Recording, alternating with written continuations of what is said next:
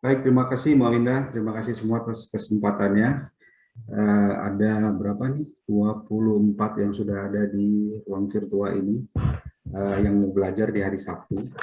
Ya, biasanya Sabtu kalau nggak olahraga yang lain-lainnya. Pagi ini kita masih mau belajar, ditemani nanti dengan Pak Pambudi. Ya, beliau sementara ini masih on the way ke ruangan kita ini. Ya. Jadi materi nanti yang akan disampaikan akan sangat-sangat relevan dengan kondisi sekarang, dengan situasi di global, tidak hanya di Indonesia begitu. Sebelumnya saya mau menyapa dulu, mungkin bisa di-unmute beberapa atau semua pesertanya, Mbak Winda atau Mbak Risa, ada Bu Amira Deswita, ada Pak Aris, ya, ada Pak Dedi, ada Pak Imam. Terima kasih juga dari Ines Kosmetik. Ya. Kemudian ada Pak Irfan, Pak Laurentius, Bu Mailin, Bu Neni, Bu Rahadiandira, Pak Robert, Pak Robi, Bu Septi, apa kabar Bu Septi? Ya kabarnya. Ada Bu Sherlita, Pak Agus Purwanto yang gelarnya luar biasa panjang. Jadi kita akan ketemu ya Pak ya di webinar berikutnya. Kemudian ada Pak Edward, dan ada Bu Madeline Tanisha. Selamat pagi semua, salam sehat semua, dan mudah-mudahan di area pandemi ini bisnisnya ataupun kehidupannya tetap aman dan sukses begitu. Ya, jadi di selamat datang Pak Pambudi, masih di waiting room.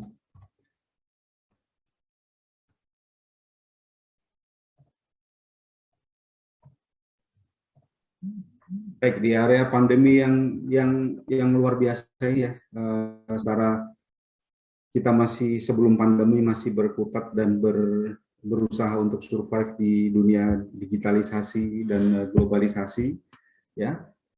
Banyak perusahaan yang meluncurkan strategi-strategi dalam menjawab bagaimana mendigitalize company-nya, bagaimana mengglobalkan company-nya, bagaimana survive dan bertarung di waktu-waktu yang sulit.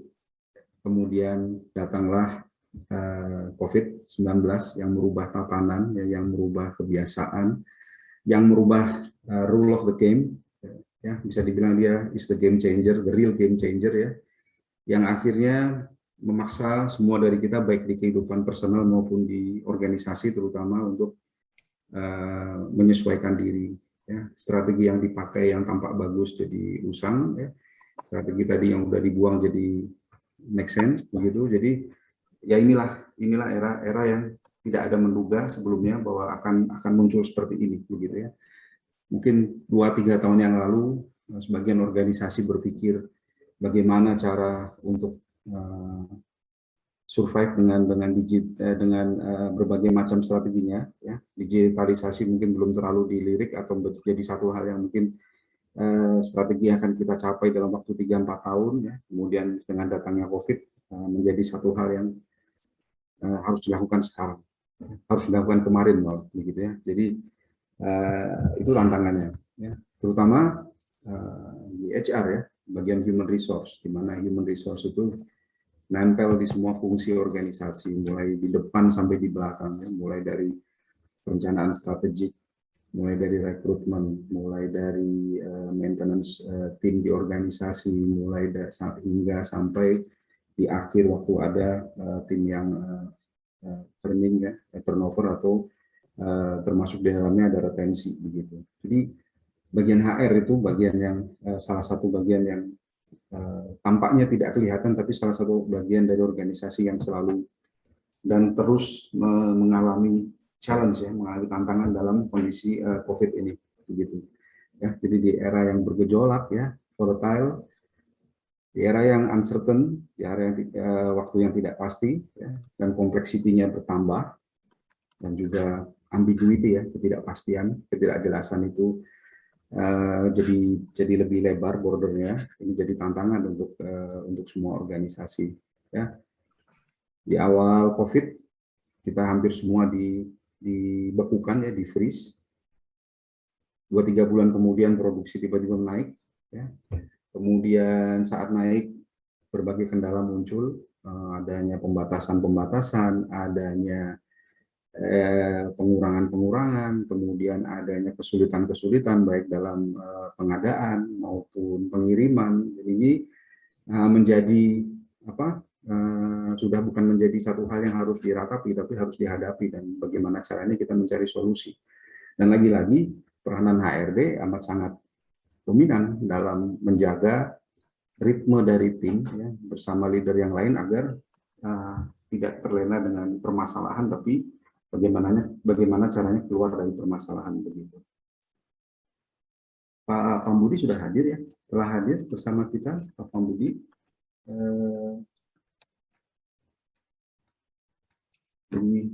Pagi Kak Pam. Selamat pagi semuanya, sehat selalu. Pagi Kak, sehat. Alhamdulillah, semoga sehat semua ya. Amin, amin. Jadi sedikit perkenalan, Kak Pambudi ini beliau salah satu, kalau saya bilang, begawan HR di Indonesia, ya Kak Pam ya, luar biasa, putra bangsa Tulen, ya, terbaik di bidangnya. Sementara ini di HR, ya, beliau syarat dengan prestasi dan pencapaian. Salah satu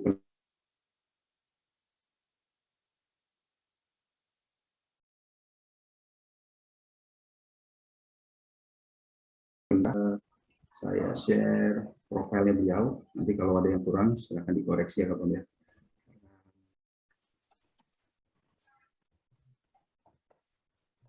Jadi Kak Pam ini sementara ada di Bluebird, sebagai HR Director, ya, yang tentunya salah satu perusahaan yang juga mengalami challenge, ya, tantangan dalam menghadapi era disrupsi ini, di mana kita tahu bisnis transportasi sempat begitulah, ya, dan mudah-mudahan sehat, ya. Pak, ini profil beliau, Pam lahir di Magetan, lulusan ITB, kemudian di France juga backgroundnya malah banyakkan di komputer, ya Kak Pam ya, di science komputer dan di AI. Beliau melalang buana bekerja di beberapa negara hingga akhirnya kembali ke Indonesia di Citibank. Beliau juga sempat sekolah di MBA-nya di Helsinki, di Finland. Itu di Helsinki-nya ya Kak Pam ya, di Finland-nya. Kemudian di Indonesia kembali, beliau sebagai HR Director di Citibank, kemudian di Danone Group, Aqua. Seperti saya sampaikan, 2019 beliau masuk ke Bluebird Group, ya, sampai sekarang. Next journey-nya nanti silakan tanya sama Kak Pambudi mau kemana lagi habis ini, begitu. Ya. But I know he is going to move forward, ya, not backwards, begitu.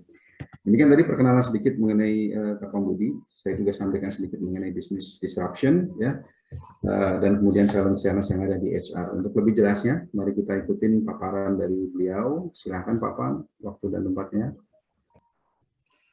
Oke, Assalamualaikum warahmatullahi wabarakatuh. Waalaikumsalam warahmatullahi wabarakatuh. Selamat pagi dan salam sejahtera untuk kita semua. Semoga kita semua sehat selalu. Alhamdulillah, hari ini kita berbahagia bisa sharing session bersama dalam acara kali ini. Saya akan membuat suasana agak interaktif, jadi meskipun saya dikasih waktu 1 jam, presentasi saya hanya maksimum 20-30 menit. Setelah itu lebih mudah kalau kita tanya jawab, langsung aja diskusi ya. Saya banyak belajar juga dari diskusi ini ya, dan berarti ya mari kita sharing aja. Tanyakan, kalau di perusahaan saya gimana, kalau di perusahaan Pak Pam gimana, saya kok ngelihat kalau di jalan begini atau di lapangan begini, silahkan kita discuss. We are here to learn together. Ada satu kata yang harus saya koreksi dari Om Nick. Beliau bilang bahwa Pak Pam adalah begawannya HR. Saya serius. Dalam dunia bisnis dan dunia manajemen kali ini tidak ada lagi expert. Everyone is learning. I'm serious.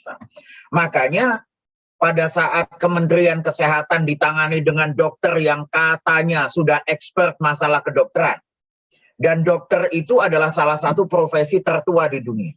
Datang COVID, nobody know what we must do. Bingung. Bahkan Menteri Kesehatan yang dokter pun nggak tahu bagaimana harusnya. Akhirnya diambil keputusan, everybody is learning, there is no expert. Diangkatlah Menteri Kesehatan yang bukan dokter sama sekali, yang nggak ngerti kesehatan sama sekali. Lulusan dari ITB, fisika nuklir, mantan CEO Bank Mandiri, and he is doing a great job. Artinya apa? There is no more expertise. Saya tidak akan pernah mengklaim diri saya expert, dan saya datang ke sini dengan niat untuk belajar satu dengan yang lain. Let's learn together, let's have fun together. Oke, saya akan mulai sharing session saya, dan saya akan share screen. Mohon maaf, saya belum dikasih hak share screen. Nah, kalau dalam 5 detik saya nggak dikasih hak untuk share, saya keluar.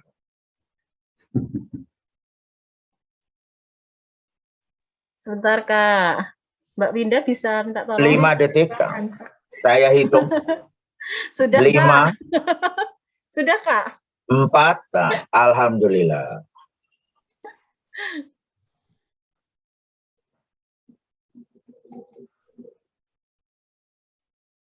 Bentar. Oke. Apakah slide saya bisa kelihatan dengan jelas? Sudah, Kak. Alhamdulillah. Suara saya juga udah kedengaran dengan jelas? Jelas, Kak. Oke, kita mulai. Gelombang, badai, wave dari bisnis disruption dan bagaimana ini akan mempengaruhi HR. Tadi udah diperkenalkan, CV saya udah diliatin, that's okay ya. Jabatan saya terakhir saat ini Direktur in Bloomberg Group. Saya juga Chairman dari Asian Human Development Organization. Nah, saya aktif berorganisasi, saya adalah Ketua Dewan Pakar Ikatan Alumni Habibie dan juga di Dewan Penasehat Institut Teknologi Bandung. Oh ya, ada surprise. Hari ini ada 3 buku untuk 3 penanya terbaik. Jadi habis ini langsung kita bikin sesi tanya jawab. Silahkan nanya. Panitia, Kak Arisa, tolong nyatet siapa yang nanya. Dan panitia yang menentukan siapa penanya terbaik. Di Japri mereka, tanyain alamat, kasih tahu ke saya. Bukan saya yang memilih. Jadi kalau ada yang ngambek, mau ngelemparin telur, bukan ke saya, tapi ke panitia. Anyway, itu saya di sela-sela waktu saya menulis buku. Udah beberapa buku saya terbitkan, di antaranya ada di sini ya. Dan hari ini ya penanya terbaik akan mendapatkan, 3 penanya terbaik akan mendapatkan buku yang saya tanda tangani. Oke, let's start. Kita saat ini berada di zaman yang penuh ketidakpastian. Bahasa tinggi atau manajemennya namanya VUCA. Volatile, Uncertainty, Complexity, Ambiguity. Bahasa sederhananya ketidakpastian. Pokoknya nggak pasti. Dalam sejarah hidup saya, di mana saya menjadi HR Director, di 4 atau 5 perusahaan di Indonesia, setiap kali ya banyak karyawan, serikat pekerja, manajer, atasan yang selalu bertanya ke saya, Pak Pam, di perusahaan ini tidak ada kepastian. Well, bersiap-siaplah. Dimanapun tidak ada kepastian. Siap-siaplah. Dan kita juga udah diajari. Kalau yang percaya sama akhirat, apakah ada kepastian kita ke surga atau ke neraka? Nggak ada. Well, mungkin kita harus ke neraka semuanya dulu sebelum akhirnya ke surga. But what I'm saying adalah, zaman tidak ada lagi kepastian. Bisnis juga nggak ada kepastian. Kita nggak tahu tahun depan kita akan survive atau tidak. Nggak usah sombong. Perusahaan yang besar di Indonesia dihadapi oleh pandemi bingung semua. Padahal katanya udah agility, udah innovation, udah merekrut konsultan yang mahal-mahal dari Amerika, dari Eropa. Kena pandemi bingung juga tuh, so tidak ada yang pasti. So apa yang kita lakukan adalah bersiap-siap menghadapi ketidakpastian.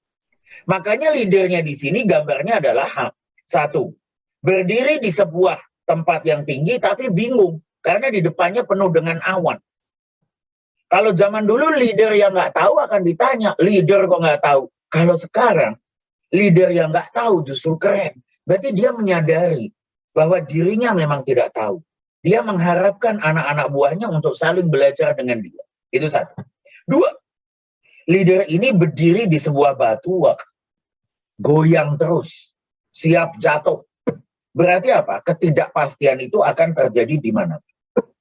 Dan itu dimulai dari semua industri. Saya tunjukkan satu industri ya, yang paling terkena dampak dari, salah satu yang paling terkena dampak dari pandemi. Ya. Industri perhotelan. Kasihan dan saya prihatin. Tapi kita lihat, 10 tahun yang lalu, saya punya keluarga ada di Bandung. Saya hobi kadang-kadang mau pergi ke Bandung. Karena pengen ketemu keluarga, sepupu, tante, atau om. Dan pada saat itu, ingat ya 10 tahun yang lalu, kalau Anda hari Jumat malam dan lupa untuk booking hotel, good luck. Karena pada saat itu, jumlah hotel dan jumlah pengunjung kota Bandung nggak berbanding. Begitu banyak yang pengen pergi ke Bandung. Apa yang terjadi? Anda lupa booking hotel, mampuslah kalian. Terpaksa harus tinggal di hotel yang mungkin losmen berdebu, banyak kecoaknya. Karena rule of the game-nya begitu pada saat itu. Dan yang punya hotel di Bandung, kipas-kipas, panen raya. Kalian tahu kan bedanya Pionir dan Voluga? Begitu ada hotel-hotel itu laris, yang lain langsung ikut-ikutan.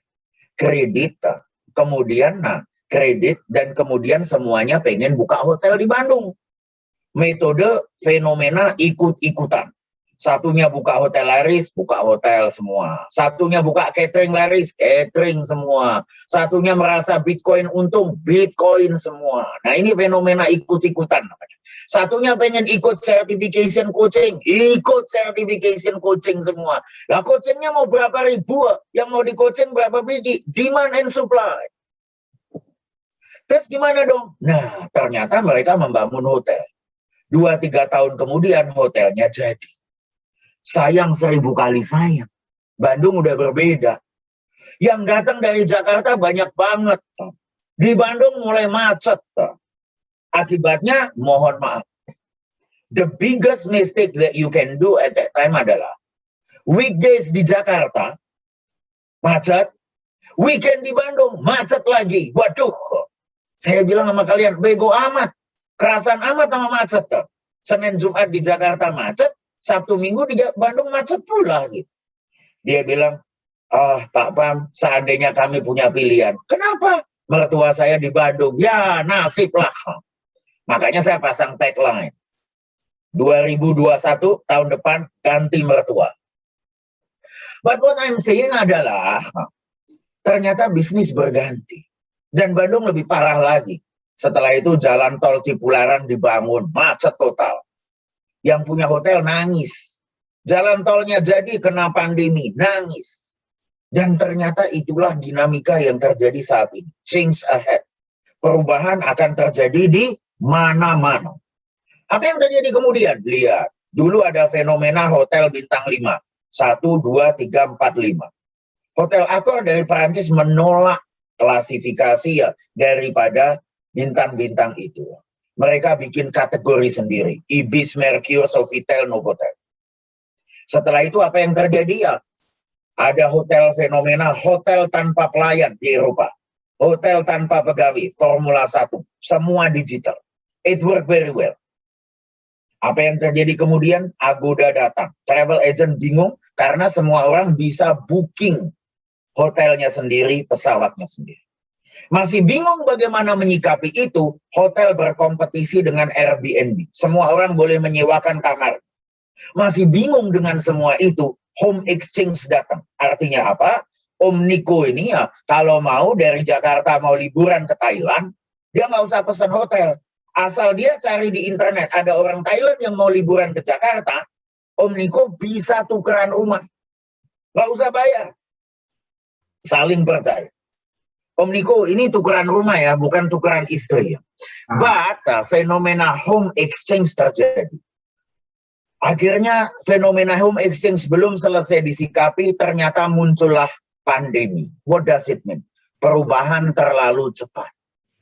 Seringkali pada saat saya melakukan perubahan, saya melakukan transformasi di sebuah perusahaan, banyak orang akan bertanya atau berkata, Pak, perubahannya terlalu cepat. Yang dulu belum selesai, yang sekarang udah terjadi. Pak Pambudi, perubahan harus dirancang pelan-pelan dengan baik. Jangan gerasa gerusu, bahasa Jawanya. Jangan geradak geruduk. Jangan terlalu cepat. Well, let me tell you. Di luar sana perubahannya cepat. Kalau kita tidak berubah dengan cepat, kita mati. When the speed inside you is slower than the speed outside you, you will die. Pada saat kecepatan di dalam diri kita atau organisasi kita berjalan lebih rendah daripada kecepatan di luar sana, siap-siaplah. Itu tanda-tanda kematian. Percayalah. Dialami oleh Kodak, dialami oleh Nokia, dialami oleh BlackBerry, dan akan banyak dialami oleh perusahaan lain, termasuk perusahaan Anda dan saya, kalau kita tidak berubah dengan cepat. Kenapa demikian? Kenapa nggak kayak gitu sih Pak zaman dulu? Because semua bisnis mengalami masa ini. Apa ini masa? Introduction dulu. Sebuah produk dimulai dan diperkenalkan ke market. Setelah itu akan growing. Pada saat introduction kita inovasi. Pada saat growing kita jualan. Pada saat mature kita ambil keuntungan, untung. Mau nggak mau suatu saat akan decline. Kodak jaya dengan mencetak foto, tapi lama-lama nggak ada yang mencetak foto. Telkom dulu jaya dengan telepon dalam rumah, fixed line atau PSTN. Lama-lama nggak ada lagi yang pakai telepon dalam rumah. Pertamina jaya dengan bahan bakar minyak. Suatu saat nanti, bahan bakar minyak akan digantikan dengan mobil listrik. Decline. Semuanya decline. Nah, zaman dulu masalahnya adalah maturity-nya lama. Makanya Pertamina menikmati masa kejayaannya mungkin 20, 30, atau 40 tahun.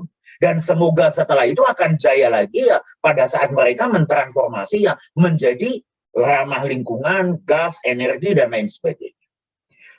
Telepon umum atau PSTN atau fixed line atau telepon dalam rumah mengalami kejayaan pada saat namanya Perumtel. Penjaga rumah dan telenovela. Oh bukan, perusahaan umum telekomunikasi. Pada saat itu mereka jaya sekali selama berpuluh-puluh tahun. Maturity-nya lama. Tapi lama-lama tren ini akan berganti. Maturity-nya akan semakin lama semakin singkat. Karena orang keep reinventing, keep innovating. Jadi kita harus segera fleksibel. Pada saat kita mature, kita ambil keuntungan. Pada saat itu kita harus menyiapkan produk berikutnya. Sehingga pada saat produk yang satunya turun, kita udah punya produk lain yang udah akan naik dan mengambil keuntungan dari situ. Itulah yang terjadi. Makanya bisnis berubah begitu cepat. Dari startup harus segera rapid growth. Harus segera maturity. Pada saat decline harus rebirth. Di Indonesia joke-nya adalah tentang startup. Ini perusahaan kok lama banget startup. Udah lama start, profitnya nggak pernah up. Malu-maluin. Startup itu jangan lama-lama.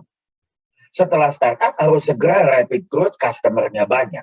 Setelah itu maturity. Dan pada saat itu dibutuhkan leader yang berbeda-beda.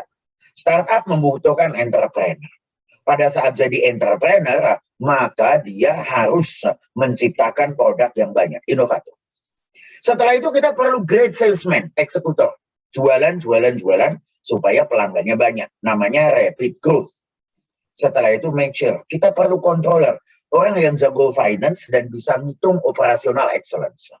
Keuntungan sama dengan pendapatan dikurangi pengeluaran. Berarti orang yang memaksimalkan pendapatan dan mengurangi pengeluaran. Pada saat decline, kita perlu entrepreneur dan inovator lagi. So remember this. Di fase bisnis yang berbeda-beda, kita perlu orang yang berbeda-beda. Kita perlu leader yang berbeda-beda. Dan inilah bisnis siklus yang berbeda. Dan tentunya kita membutuhkan leader yang berbeda-beda. Seorang entrepreneur itu adalah orang yang suka mencoba-coba, bereksperimen, boleh salah. Seorang eksekutor adalah orang yang clear direction-nya jelas, sangat task fokus dan sangat produktif. Seorang controller adalah orang yang sangat logis, data driven, dan sangat teliti. Seorang energizer, orang yang open terhadap ide yang lain, sangat informal, bahkan humoris, dan selalu bisa beradaptasi dengan lingkungan atau suasana bisnis di mana dia berada. What does it mean? Jangan menyamakan bisnis startup dalam fase startup, maturity, growth, dan decline dalam suasana yang berbeda. semuanya memerlukan budaya kerja yang berbeda, semuanya memerlukan kepemimpinan yang berbeda, performance management yang berbeda, dan tentu saja sistem pembayaran bonus yang berbeda-beda. Itulah yang harus selalu kita perhatikan. Nah, terus kuncinya gimana? Kita punya orang banyak nih, harus di-lead. Ribuan, kadang-kadang puluhan ribu. Apa yang terjadi ya? Kita harus selalu memulai, jangan hanya langsung implementasi, dan implementasi.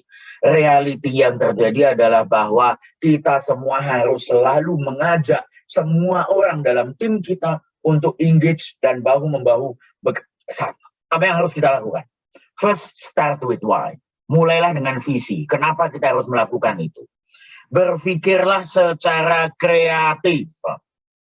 Cara-cara yang lama mungkin tidak bisa lagi digunakan dalam sistem yang baru sekarang. You cannot solve the new problem with the old way of thinking. Engage everybody, ajak semua orang. Dan terutama work collaboratively. Bekerja samalah dengan siapapun. Bahkan kadang-kadang bekerja sama dengan kompetitor Anda. Bekerja sama dengan eksternal partner. Bekerja sama dengan semua bagian, semua departemen di perusahaan Anda. Terus gimana dong Pak Pambudi? Apa hubungannya dengan leader?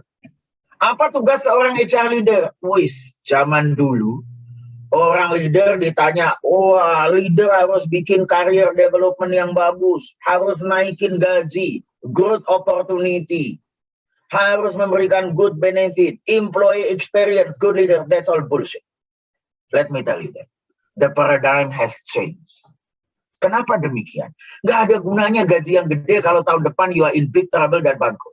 Nggak ada gunanya leader yang bangkrut kalau ternyata 2 tahun lagi perusahaan leader yang bagus kalau 2 tahun lagi perusahaannya akan bangkrut.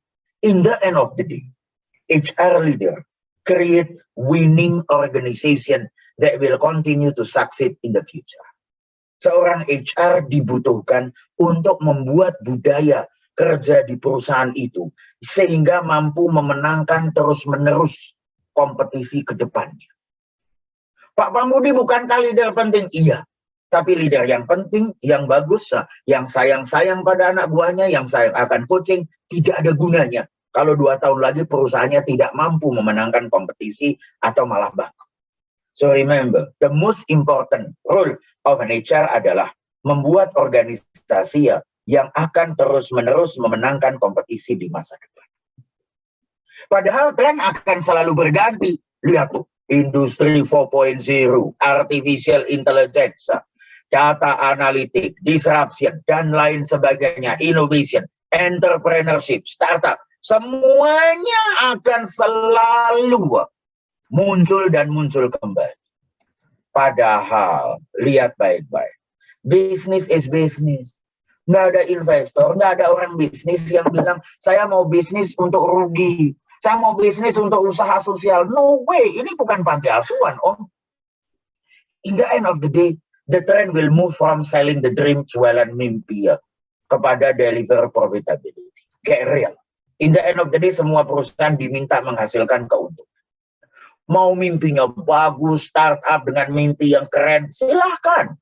But if you deliver the profit, you are with us. You don't deliver the profit, get the hell out of here. That's the rule of the game. Berarti apa? Dari sekian banyak startup itu, tentu saja is rule of the game. Beberapa akan sukses, dan investor akan berjuang dan akan meneruskan investasinya. Tapi realitinya dari begitu banyak inovasi, berapa sih yang akan sukses? Realitinya dari begitu banyak perusahaan, berapa yang akan berhasil?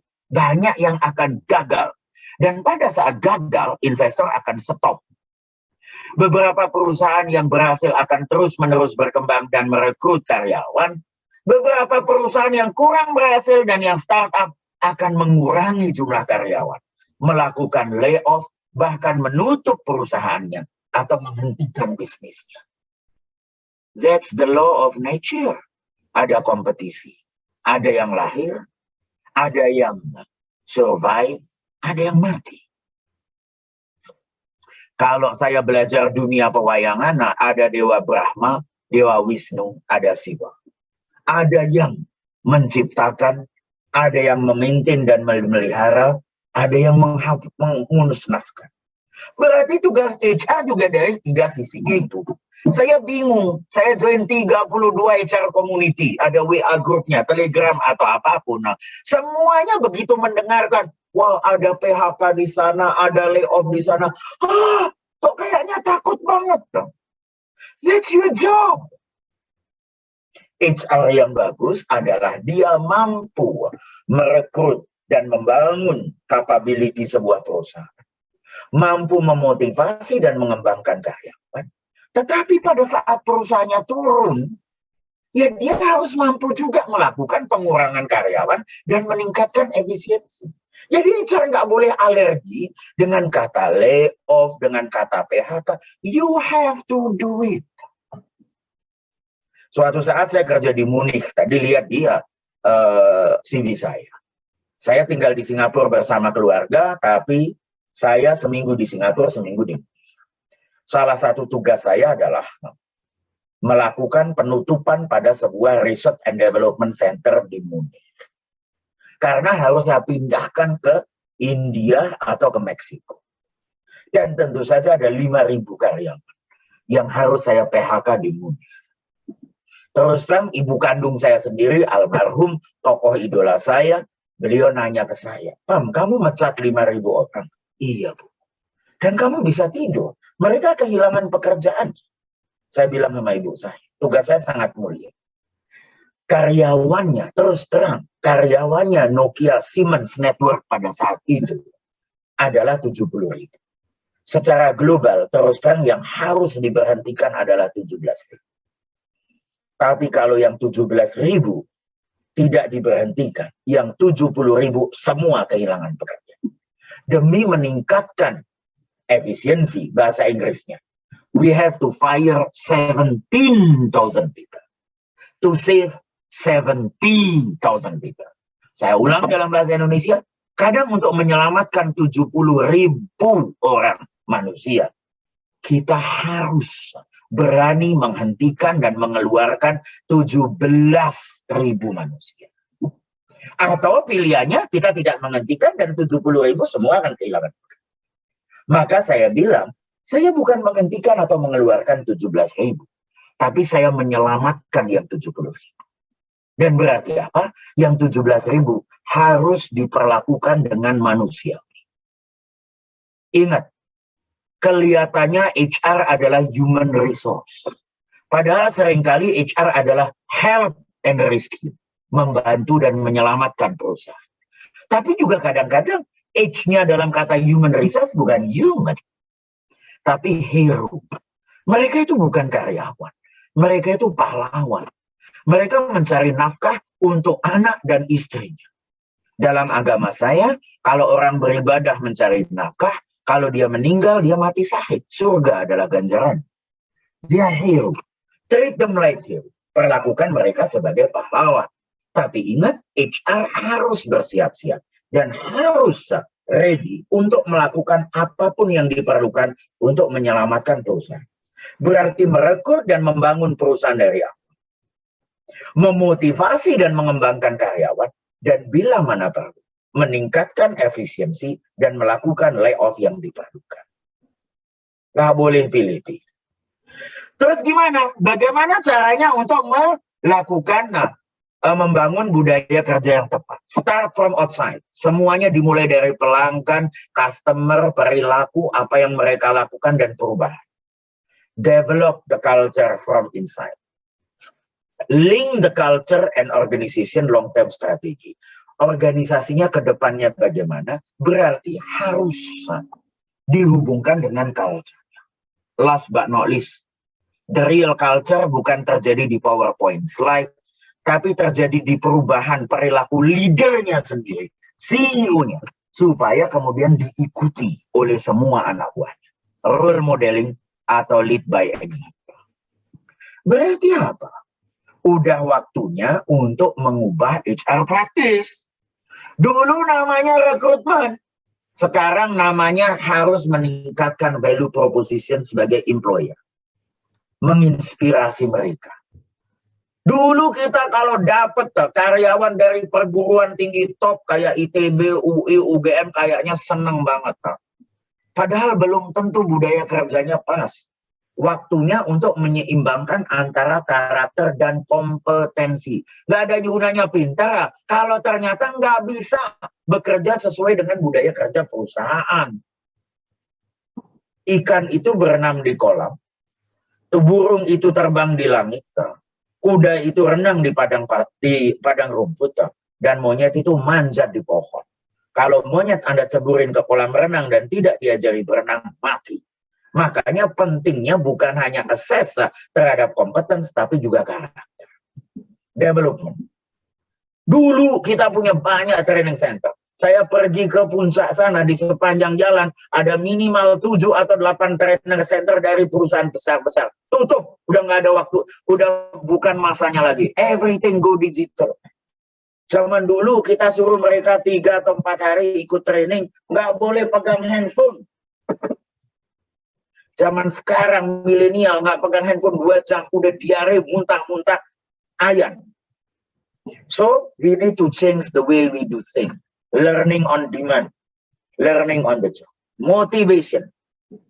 Dulu kita dengan bangga bilang, kita punya medical benefit sampai dengan 3 anak. Milenialnya datang, gue nggak punya anak, bos.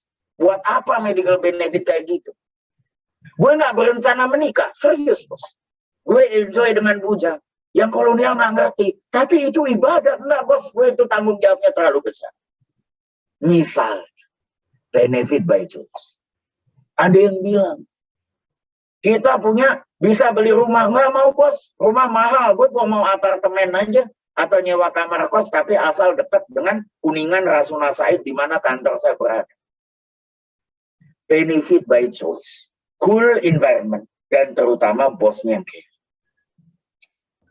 Retention. Let me tell you. Nggak ada lagi kata retention. Orang mah kalau mau kabur, kabur aja. Nggak bisa dipaksa tinggal. Mau dibayar berapapun. Kalau dia emang bagus, perusahaan kompetitor akan membayar lebih mahal lagi. The only thing that you can do adalah inspiring. Menjadi perhiasan yang sangat inspiring. Membuat mereka bangga bekerja di perusahaan itu. Mereka pamer ke teman-teman. Perusahaan gue keren banget, bos gue keren banget, tempat kerja gue keren banget, perusahaan gue banyak beramal melakukan kegiatan sosial bermanfaat bagi orang lain. People will stay with you. Nggak ada caranya untuk memaksa orang stay. Ada yang bilang, Pak, kalau saya kasih lem perekat, saya taruh di kursi, apakah mereka akan lengket di kursi itu, Pak? Ya mereka kabur juga, bahkan kursinya dibawa kali. But remember, moving from retention to inspiration. Industrial relation. Zaman dulu yang namanya industrial relation itu kayaknya orang bermasalah. Hanya orang bermasalah yang mengerti industrial relation. Padahal namanya bukan problem relation, bukan law relation. Dan cara yang terbaik untuk menyelesaikan masalah adalah menghindari masalah. Berarti apa? Develop employee relation sejak hiring process.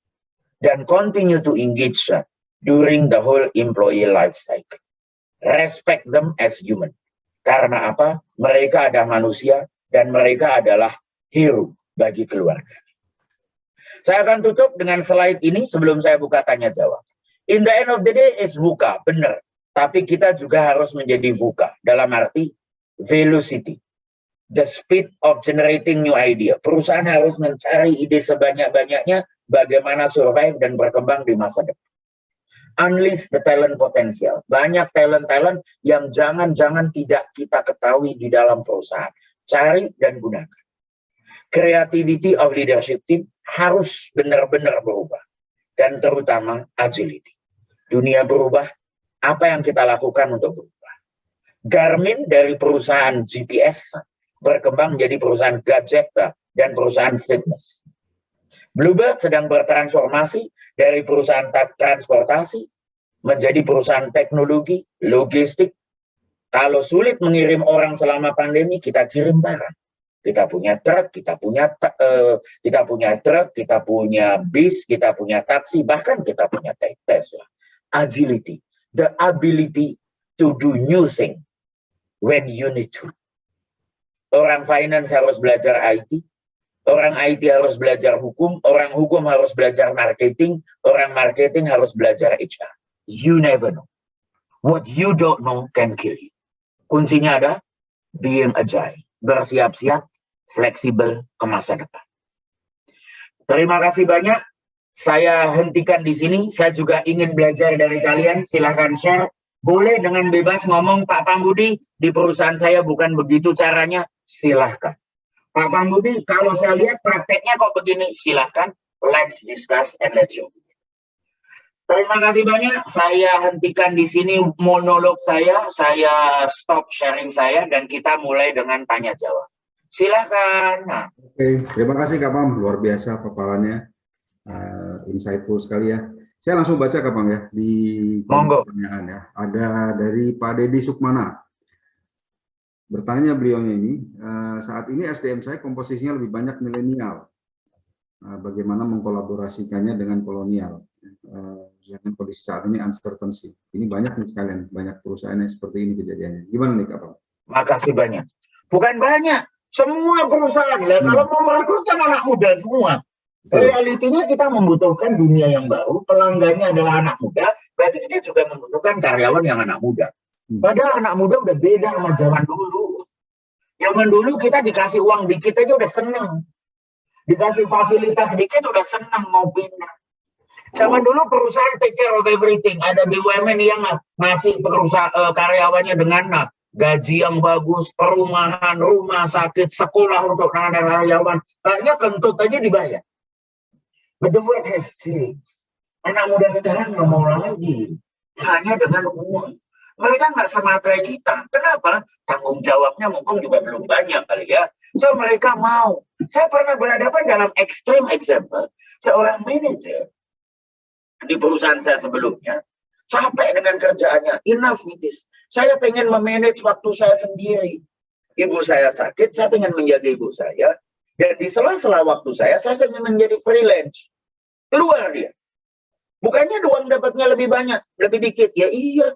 Tapi kan bagi saya bukan hanya uang, Pak. Flexibility, freedom, friendship. Lihat 3F itu yang penting bagi milenial. Flexible, friendship, flexibility, friendship, freedom.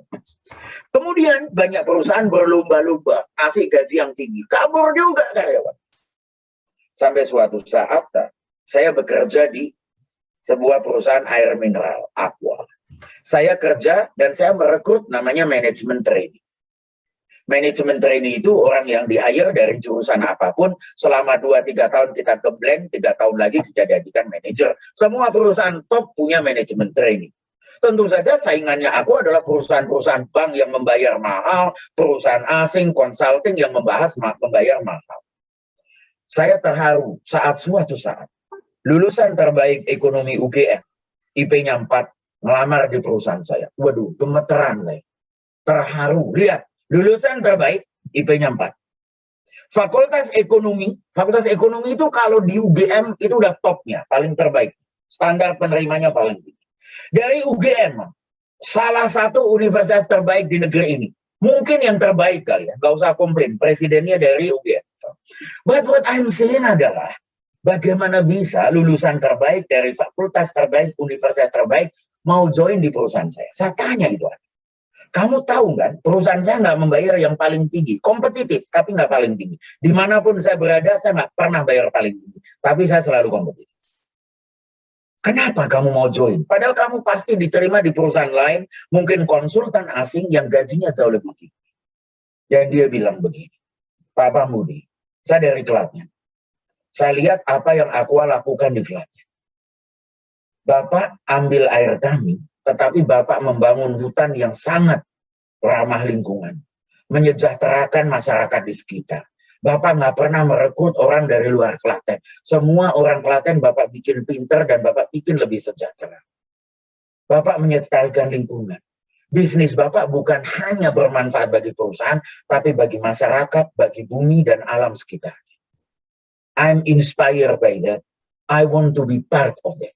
Merinding. That's the vision.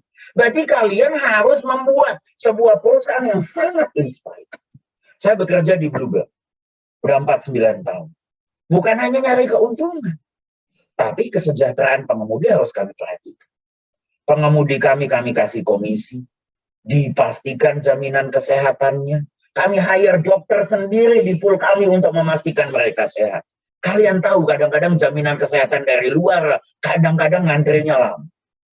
Kami pastikan mereka sih. Istrinya kami training untuk ikut catering atau buka catering atau menjadi penjahit.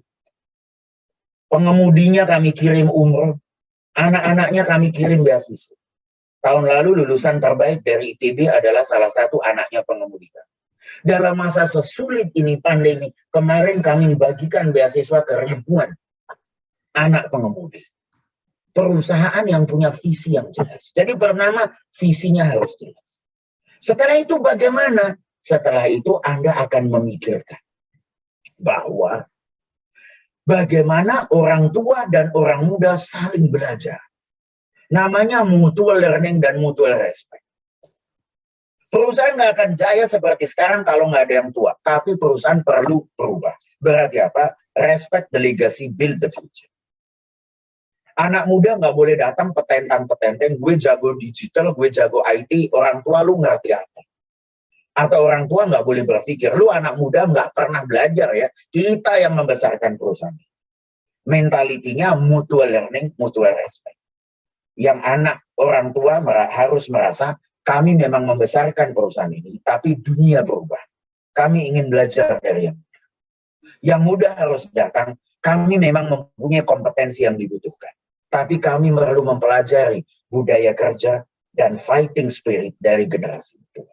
Mutual learning, mutual spirit. Next question. Jadi kalau kembali ke tadi, lagi-lagi peranan HR ya Kak Tom ya, agar bisa mengkolaborasikan. Betul, penting sekali. Oke.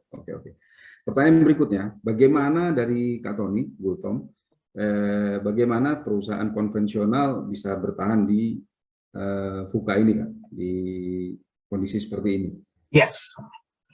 Perusahaan konvensional bisa bertahan dengan dua hal. Satu, strengthen the foundation, build the future.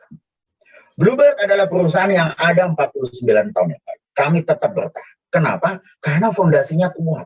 Fondasinya apa? Kejujuran dan pelayanan pengemudi kami. Kami punya itu. Sementara yang lain mungkin hanya mengandalkan pokoknya orang ngisi aplikasi bisa jadi pengemudi. Kami menyeleksi, kami mentraining, memotivasi pengemudi kami. Berarti apa? Itu harus diperkuat. Saya masih naik taksi tiap hari. Kadang-kadang saya juga coba kompetitor supaya saya mengerti customer experience. Dan terus terang, di handphone saya juga dipasang semua aplikasi online dari produk saya dan produk kompetitor saya. Saya bandingkan. Kalau saya pakai produk saya, Bluebird, makanya saya pakai baju biru kan, backgroundnya juga lagi biru. Saya pasti dapat taksinya kira-kira seperti ini. Pasti bersih, sopirnya pakai baju seragam, senyum, SOP-nya ada. Terus terang, saya beruntung kadang-kadang pakai perusahaan kompetitor. Di mana taksinya bersih, baru keluar dari dealer. Saya pernah dapat mahasiswa cantik, mahasiswi cantik, anak S2 UI, psikologi pula. Waduh, saya nggak mau turun. Tapi kadang saya juga dapat mobilnya yang kayaknya seminggu nggak dicuci, yang mengemudi bau rokok, kayaknya udah 2 minggu nggak mandi dan nggak gosok gigi. Consistency over brand. Berarti apa? Strengthen the foundation. Pasti ada. Setelah strengthen the foundation, siap-siap and build for the future. Makanya silahkan pakai MyBB. Kami membangun itu. Dalam masa sulit, kami merekrut ratusan, saya bilang ratusan, artificial intelligence program untuk membangun digital. Jadi nggak bisa hanya membangun yang future. Maaf, kalau hanya membangun future tanpa mengandalkan kekuatan sendiri, itu seperti Indonesia. Bikin pabrik pesawat nggak laku dijual, pertaniannya nggak jelas mau kemana. Akhirnya apa? Pertaniannya lepas, pesawatnya nggak jadi. Nah, berarti harus strengthen the condition, tapi build the future. Thank you, Kak Tony. Semoga lekas sembuh dan segera lekas pulih, Kak, Amin. dari Amin. ujian dan cobaannya. Makasih, Kak Tony. Next. Oke, saya open mic satu buat teman lama juga. Monggo, silahkan. Silakan Pak Khairul Rasyad, sebentar saya unmute. Mbak Risa mungkin bisa bantu unmute Pak CR. Pak CR. Oke, Silakan Pak. baik. Luar biasa sekali. Ya, ini saya pamer sedikit kameranya. Kebetulan lagi di restoran Padang. Makasih, Om. Silakan. Oke, Pak, manggilnya enaknya Pak apa Mas ya? Mas Pambudi lah. Menarik sekali, cuma biasanya di SAR itu kan problemnya itu ketika kehilangan karyawan-karyawan yang bertalenta. Nah, tadi disampaikan mau dikasih lem tikus kayak lem apa gitu kan, kalau memang dia harus cabut dia cabut gitu kan. Tapi Mas Kam juga menyampaikan ya perusahaan kompetitor pasti akan berani bayar kalau dia lihat kandidat kita bagus gitu ya, maksudnya karyawan kita bagus. Nah, apa yang harus kita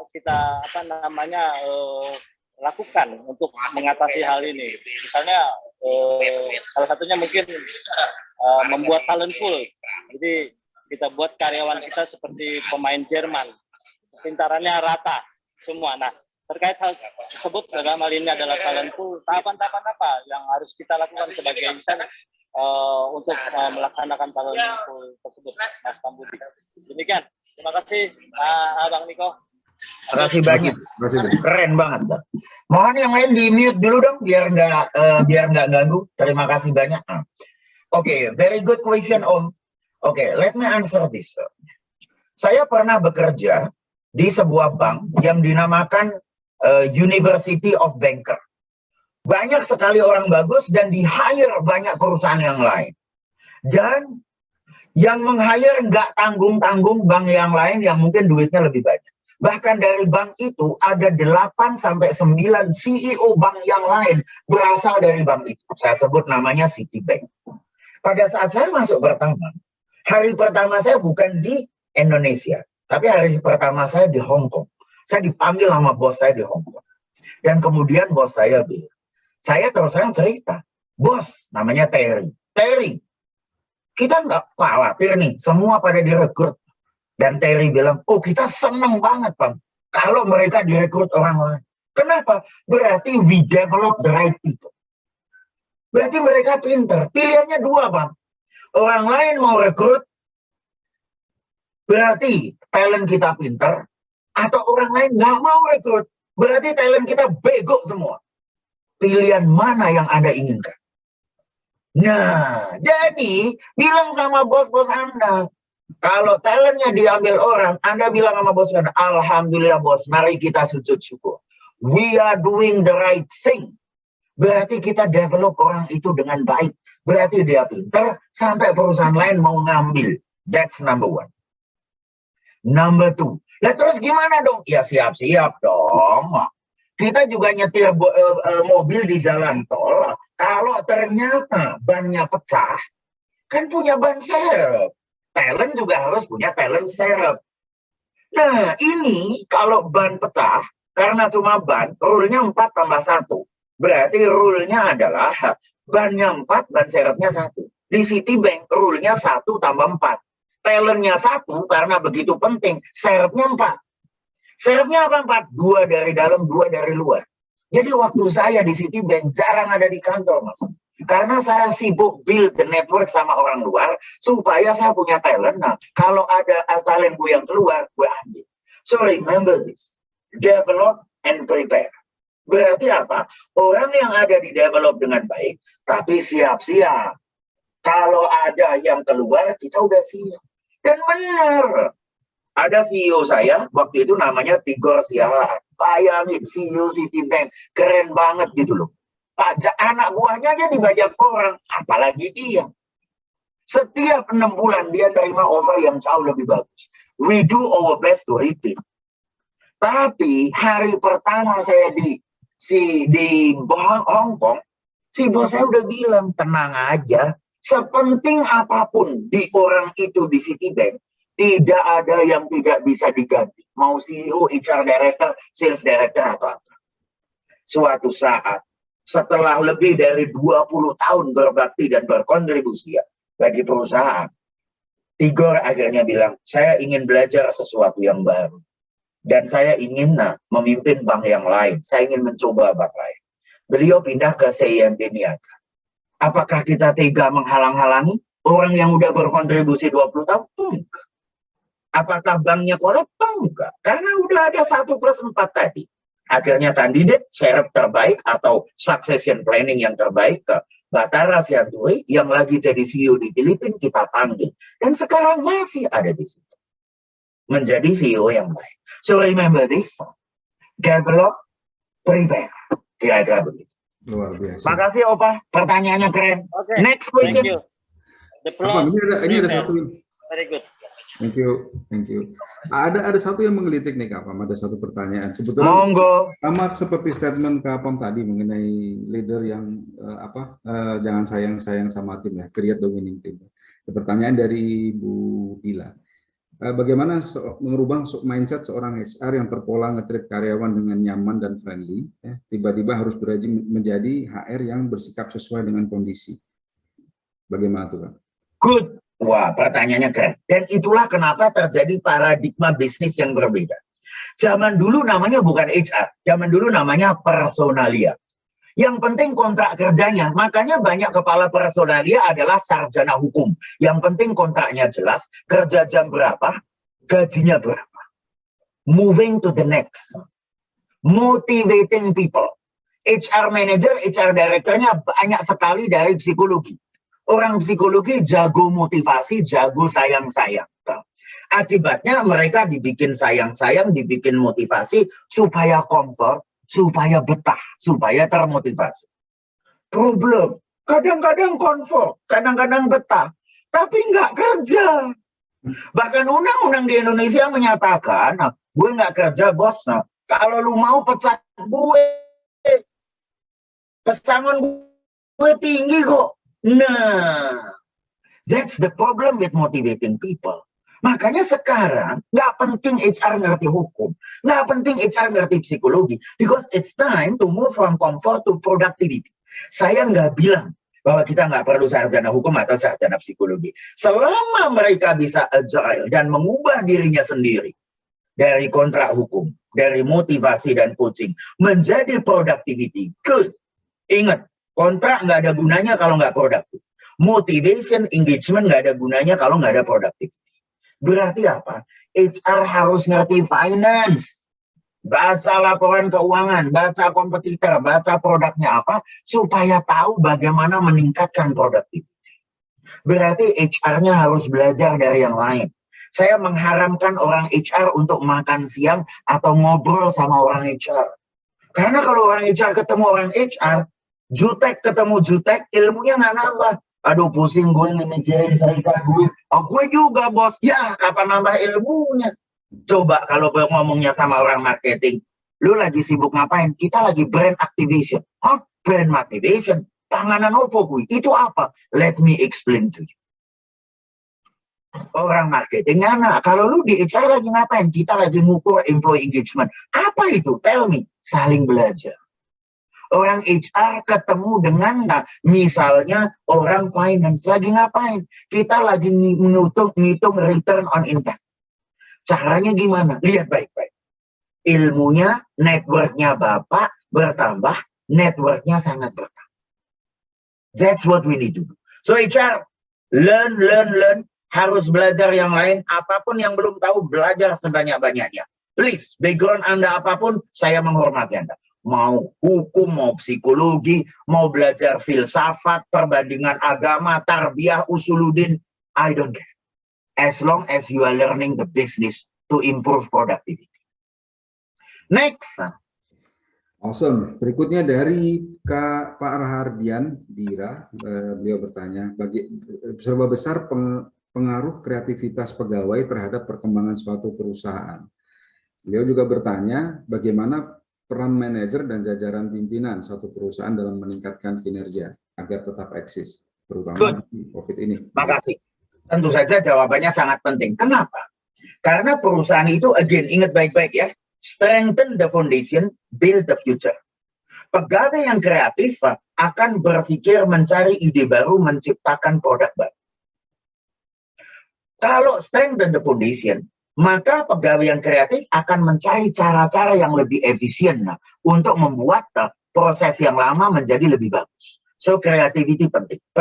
Pegawai Anda nggak kreatif, mati. Apa perannya manajemen? Support and be role model. Kodak itu kalah karena kamera digital. Padahal insinyur pertama yang menciptakan kamera digital adalah orang Kodak. Tapi nggak disupport sama manajemennya. Akibatnya bangkrut. So what does it mean? Tugasnya manajemen adalah mensupport, melihat ide yang bagus yang mana, dan kemudian disupport. Pada saat yang sama, mereka menjadi role model. Mereka sendiri harus kreatif. Next question. Selama ini kita bicara di perusahaan yang bisa dibilang big dogs ya, apa Mbak? Ya, pertanyaan dari Pak Agus Purwanto nih bagus juga nih. Bagaimana dengan perusahaan yang UMKM? Bagaimana cara bersaing di digital, di area digital dan disrupsi ini? Gitu. Good. UMKM memang kecil, tapi ingat yang saya bilang tadi. Semuanya nggak bisa ditangani sendiri. Lihat baik-baik. Engage everybody. Work collaboratively. Berarti kalau UMKM udah kecil mau ngerjain sendiri, ya matilah kau, kawan. Berarti kalau merasa UMKM, IT-nya dipartnerin sama yang lain, bagi hasil. Buka channelnya partner sama yang lain, product development partner sama yang lain, buat IT atau platform web page-nya kerja sama yang lain, kolaboratif. Dan ini nggak terpikir, karena dulunya kita maunya sendiri aja. Bluebird melakukan hal yang sangat revolusioner. Kita berpartner dan bekerja sama dengan Gojek. Gile, semua orang pada kebakaran jenggot tuh. Masa mau kerja sama kompetitor? But hey, we learn each other. Mereka bisa pakai platform kita bisa platform mereka, kita bisa belajar digital dari mereka bisa saling belajar dan saling mengembangkan industri bersama-sama. Kadang-kadang dalam bisnis bukannya rebutan cake yang sama, tapi bagaimana cake itu diperbesar supaya akhirnya semua orang mendapat bagian yang lebih besar. So remember this, berarti apa? Pak, kalau Anda UMKM, congratulations. Itu rahmat. Tapi jangan lupa bekerja sama dengan banyak orang. Bahkan dengan kompetitor. Good. Jelas? Next. Oke. Ada dari Bu Puji Rahayu, Kak Pam. Monggo. Bagaimana orangnya tuh kayaknya suruh buka video, suruh ngomong sendiri. Boleh tuh, mana Bu Puji? Coba silahkan. Oh ini ada Pak Robi yang raise hand. Silahkan, dari tadi raise hand. Monggo Pak Robi. Oke, terima kasih Pak sudah dikasih Alhamdulillah. untuk bertanya. Kenapa nggak buka video Pak? Lagi di kamar mandi. Oke, bisa sebentar ya. Internetnya agak Pak. itu sih. Oke. Monggo Pak Robi. Jadi sebelumnya nama saya Robi, saya masih murid S2 di sebuah kampus di ITB. Jadi pengalaman saya belum ada di dunia HR ya. Di pertanyaan saya agak basic. Menurut pengalaman Bapak Pambudi nih, selain rekrutmen atau bikin compensation system segala macam, apa saja peran HR dalam sebuah perusahaan? Contohnya, misalnya ketika Bluebird ingin mengeksekusi bisnis plan baru gitu, apa peran HR dalam sebuah perusahaan? Apakah mereka cuma berkontribusi di awal atau sampai akhir dari bisnis plan itu mereka ikut berkontribusi? Terima kasih Pak. Makasih. Dari awal saya tanya, bos, bisnis planningnya gimana? Misalnya, kita mau bikin logistik service yang digital, misalnya. Jadi kita mau membuat bisnis yang bukan hanya mengantarkan orang, tapi mengantarkan barang. Dan itu bisa dari B2B atau dari C2C. Jadi perusahaan mengantarkan banyak barang, atau misalnya Anda beli barang di GDID atau GoTo, dan kemudian barangnya akan diantarkan oleh kita, misalnya. Kalau Anda beli tas mewah, mungkin Anda nggak mau itu barang diantar pakai sepeda motor, misalnya. Atau Anda beli roti, birthday cake dari es krim yang terkenal, Häagen-Dazs, diantar pakai ojek ya nanti sampai di sana meleleh. Mungkin Anda perlu mobil yang nyaman dengan AC yang bagus. Oke, so misalnya itu bisnis plan-nya. Good, saya tanya, bisnisnya bagaimana? Projection revenue-nya bagaimana? Oke, setelah itu tugas kita adalah ngomong tentang capability dan capacity. Bos, kita punya orang digitalnya nggak, Bos? Jangan-jangan nggak ada IT engineer-nya. Jadi saya ngomong capability dan capacity. Untuk go to market-nya gimana? Untuk sosial media campaign-nya gimana? Jangan-jangan kita punyanya orang marketing yang hanya biasa pasang billboard. Tapi sekarang harus main di Instagram, YouTube, dan lain sebagainya. So remember, for every new business plan, you look at the people from 3 angles. Capability yang dibutuhkan. Capacity jumlahnya berapa. Dan culture-nya, way of working. Bagaimana? 3 hal itu dilakukan. Kalau ada, alhamdulillah, most likely nggak ada. Kalau nggak ada, direkrut atau dididik. Setelah itu dimonitor dan dikawal. In the end, it's productivity. Saya akan bikin orang itu, berarti cost SDM saya berapa? Contoh, ternyata perlu sekian orang, ternyata cost SDM-nya 2 miliar per bulan, misalnya. Nah, bisnisnya cuma ngasilin 3 miliar per bulan, tekor gue. Nah, berarti harus ada perhitungannya berapa orang. Jadi productivity. Makanya HR nggak hanya ngerti psikologi, nggak hanya ngerti hukum. Harus ngerti finance, harus ngerti inovasi, harus ngerti innovation management, project management, change management. The best way to learn HR bukan mengambil master of HR atau mengambil master of psikologi, tapi mengambil master of business administration. Jadi, Jelas Mas Robi? jelas, Thank ya. you, Pak. Ya. Makasih banyak. Next question. Jadi HR harus terlibat di bisnis ya, Kapam ya. Betul. Teman-teman kayak zaman dulu, teman di belakang aja. Oke, berikutnya dari Bu Puji, mau disampaikan langsung atau saya bacakan ini? Iya, disampaikan langsung Pak Niklas ya. Silakan. Monggo. Oke Pak Budi, terima kasih untuk waktunya. Mungkin saya sih benar-benar newbie kalau di dunia HR Pak, karena basic saya orang teknik industri gitu. Tapi menarik Betul. banget begitu tadi paradigmanya Pak Pram bergeser dari HR dimulai daripada legalitasnya sarjana hukum gitu ya, kemudian bergeser ke psikologi, terus kemudian terakhir menyentuh bidang saya nih, produktivitas gitu kan, yang banyak dieksplor oleh orang teknik industri gitu ya. Kemudian Pak, kalau memang ukuran HR lebih melihat kepada productivity-nya, kok saya sih mungkin agak kesulitan membayangkannya, kira-kira indikator apa ya, karena kan kalau dibilang tadi Pak Budi, kita bergerak berubah gitu loh, dari yang mungkin dari function awalnya, kemudian tadi Pak Budi juga di slide-nya ada menyajikan bergerak bergeser harus inspire segala macam, apalagi di era VUCA gitu ya Pak. Kira-kira indikator apa yang mungkin bisa digunakan untuk mengukur productivity HR? Mungkin bisa dikasih case-nya dari ini Pak, dari yang Bluebird. Saya termasuk yang pernah mendengar sendiri direktur owner Bluebird gitu ya, menyampaikan bagaimana mereka survive, itu sudah pasti manajingnya luar biasa keren. Nah, mungkin Pak Budi bisa memberikan case dari situ. Terima kasih Pak Budi. Makasih banyak. Productivity itu sederhana, Bu. Hasil dibagi dengan cost. Yes. Saya pernah kuliah di Teknik Industri ITB tahun 86. So it's normal. Jadi productivity itu adalah hasil dibagi dengan cost. Jelas ya. Hasilnya sebuah perusahaan apa? Penjualan. Cost-nya apa? Lah total cost payroll-nya berapa, Bu? Output per input gitu ya Pak? Iya, output dibagi input, sama persis. Berarti penghasilannya sekian miliar, dibagi cost-nya sekian miliar. Semakin tinggi, semakin bagus. Pak, kondisi perusahaan saya parah, bodoh teing. Anda tidak dinilai dari pada saat Anda datang ke situ. Tapi perbaikan yang Anda lakukan di situ.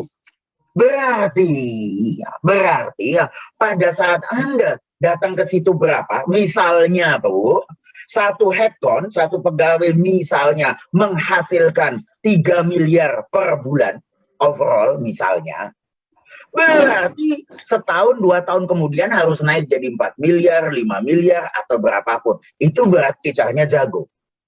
Padahal caranya kan 2 Bu ya. Menaikkan output berarti meningkatkan penjualan dan lain sebagainya. Berarti dengan begitu Anda menaikkan productivity. Atau Ibu bilang, tapi pandemi Pak, penjualannya susah naik. Ya berarti cost-nya yang harus dikurangi kan? That's easy. And that's what you need to do.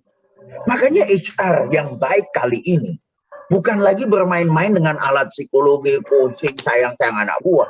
Mainnya sama angka. Saya ngelihat Excel tiap hari. Saya tiba-tiba jadi jago makro. Oke Pak, berarti nanti function semua departemen HR harus dikuantitatifkan ya Pak ya? Of course. Karena CEO-nya mikirnya kuantitatif. Karena perusahaan Anda akan IPO dan di bursa saham, nggak ada di bursa saham itu investornya yang kita jelaskan. Investornya nggak ada yang nanya. Bosnya sayang-sayangan sama anak buahnya nggak? Bosnya itu melakukan HR itu indikatornya cuma berapa training yang sudah dikerjakan, tapi tanpa mengukur, mengukur 20 tahun lalu, Bu. 20 tahun lalu begitu.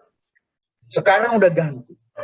Makanya bisnis direct itu yang harus diukur. So remember productivity, output minus output. Saya bingung, konsep ekonomi itu sederhana. Keuntungan pendapatan dikurangi pengeluaran. Disuruh cutting cost, komplain, kok cost-nya dikasih. Hey, ada teori productivity itu dipelajari di semester 1 teknik industri. Productivity sama dengan output dibagi dengan input. Suruh ngurangi output, komplain. Hey, udah waktunya menerapkan ilmu yang kita pelajari bukan di S2, di semester 1, Bu. That's it. Makasih banyak Bu Puji. Thank you. Terima kasih Pak. Thank you Pak Pram. Ini Bu Neni mau langsung bertanya? Monggo, silahkan. Boleh Pak. Selamat pagi Pak Pambudi. Terima Selamat kasih. pagi. Terima kasih Pak atas pencerahannya. Saya izin bertanya Pak. Bagaimana Pak sikap kita menjadi seorang leader frontliner Pak? Tapi di organisasi yang bertransformasi, sedangkan tim manajerial dan tim HC, Human Capital sendiri sedang proses transformasi Pak, jadi sedang proses norming, sehingga banyak ketidakjelasan, dan akhirnya menambah beban kami di leader-leader frontline ini, selain mikir operasional, juga memikirkan tentang tim kita di bawah, bagaimana terus bersemangat, terus berinovasi, seperti itu Pak. Mohon pencerahannya Pak, terima kasih. Makasih banyak. Bu, problem di dunia ini banyak sekali. Kalau kita mau mikir, orang Ethiopia kelaparan, pandemi di Kolombia masih berjalan, leadernya banyak yang nggak bisa dijadiin contoh yang baik, perusahaannya kena pandemi. Gambarkan 2 lingkaran. 1, lingkaran yang kecil adalah lingkaran yang kita bisa kontrol, kita influence. Lingkaran kontrol, lingkaran kendali. 2, lingkaran yang besar, circle of concern, lingkaran kecemasan yang kita bisa was-was. Kalau kita mau mikir yang was-was, Bu, nggak ada habisnya. Kita bisa was-was 24 jam sehari. Tapi it doesn't help. Caranya adalah fokus pada apa yang kita bisa kontrol.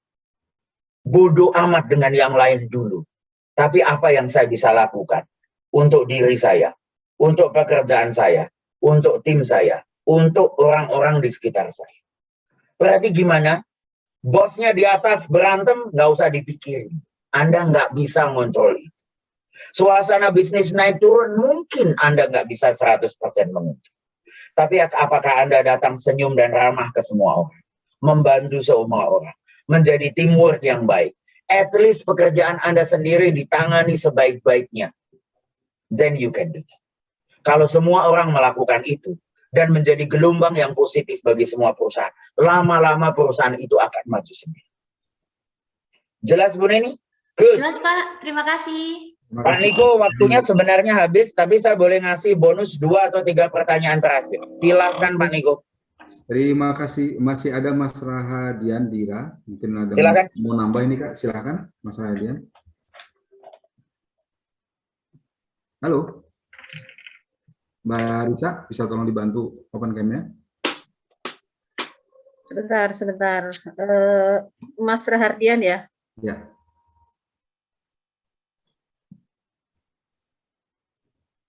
Ya, silakan sudah di-unmute. Tapi Halo? tidak mau ya. Tidak bisa.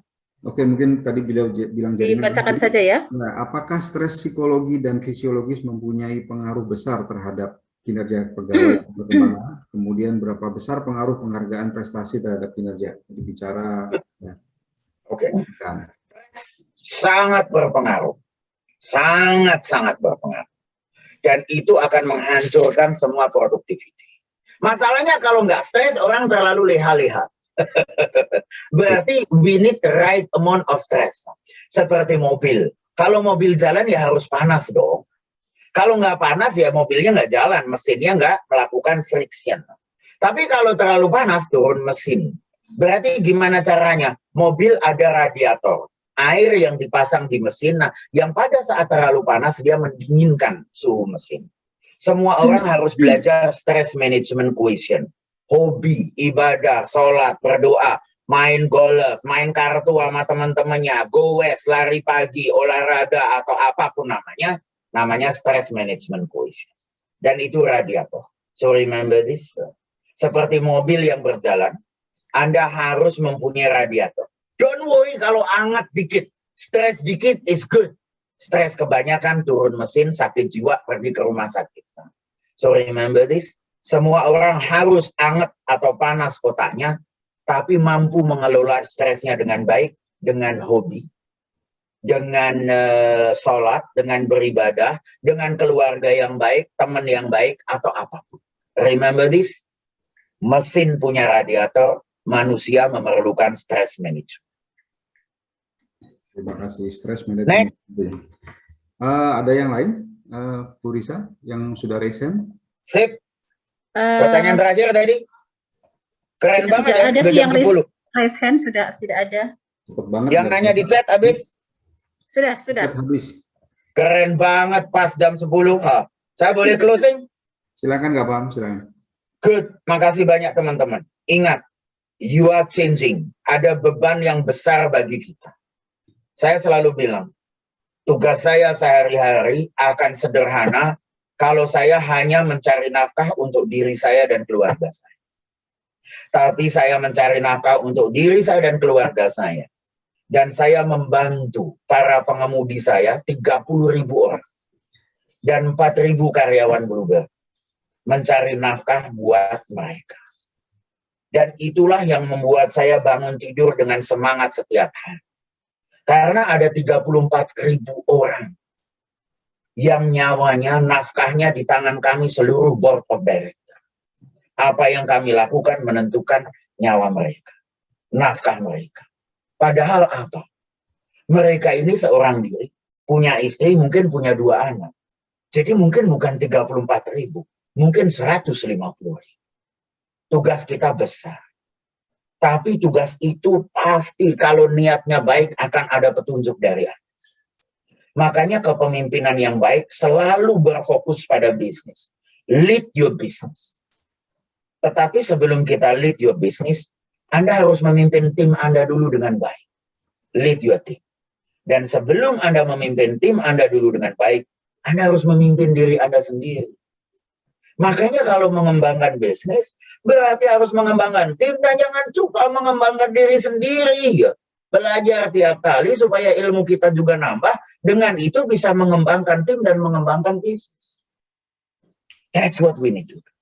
Dan terutama ingat, Mahatma Gandhi pernah berkata, be change you want to be. Artinya apa? Perubahan itu tidak dimulai dari orang lain, tidak dimulai dari bisnisnya, tapi dimulai dari kita sendiri. Berarti, if you want to change the business, you have to change your team.